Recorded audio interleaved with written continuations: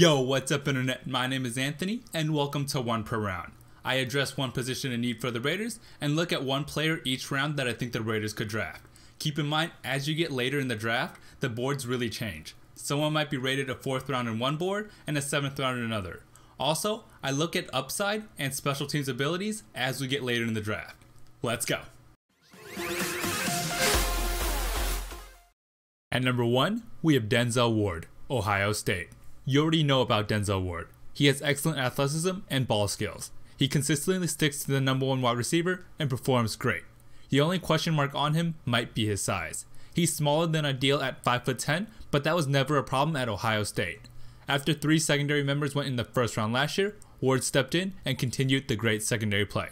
He's rising up the draft boards and is unquestionably the number 1 cornerback in the draft.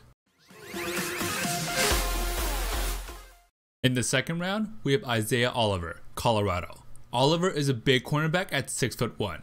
He's a little bit slower and best used on big cornerbacks. He has decent enough speed, but struggles with change of direction and is iffy as a tackler. However, he has excellent makeup speed and good ball skills.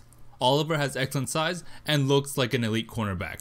I think as the draft gets closer, he moves up the draft board given his immense potential. He could make a good combination with Conley. In the third round, we have Duke Dawson, Florida. Dawson fits more of the mold of a slot cornerback. He's going to be a player in the NFL for a long time with excellent speed and technique. He'll compete, make the tackle, and more than willing to stick his nose in. The problem is, he's not that big or athletic, and faster receivers can get away from him. No matter what, he's an NFL caliber cornerback and will contribute right away. In the fourth round, we have Kevin Tolliver, LSU. Tolliver is an elite talent with amazing size. He's an excellent press man cornerback that will fit perfectly in the Raiders scheme. He's a 5-star recruit, but the problem is he acts like it. He comes off as entitled and the football character is a major red flag. He has almost everything the Raiders look for in a cornerback, but the lack of technique is a problem. If the Raiders are able to humble him, he could be a crazy steal. Tolliver has the talent, but needs to be coached and learn to accept coaching. In the fifth round, we have Dane Krugensink, Arizona. Dane has all the physical measurables you look for. He's big, strong, and fast. He has the athletic ability to play with slot receivers and never turns down the opportunity to make a tackle. The problem is, he lacks discipline. When the ball is in the air, he gets grabby and gets called for pass interference. He can get baited and suffer from mental breakdowns. The upside is there for a 5th round pick and he might be able to outplay his draft position. In the 6th round, we have Taron Johnson, Weber State.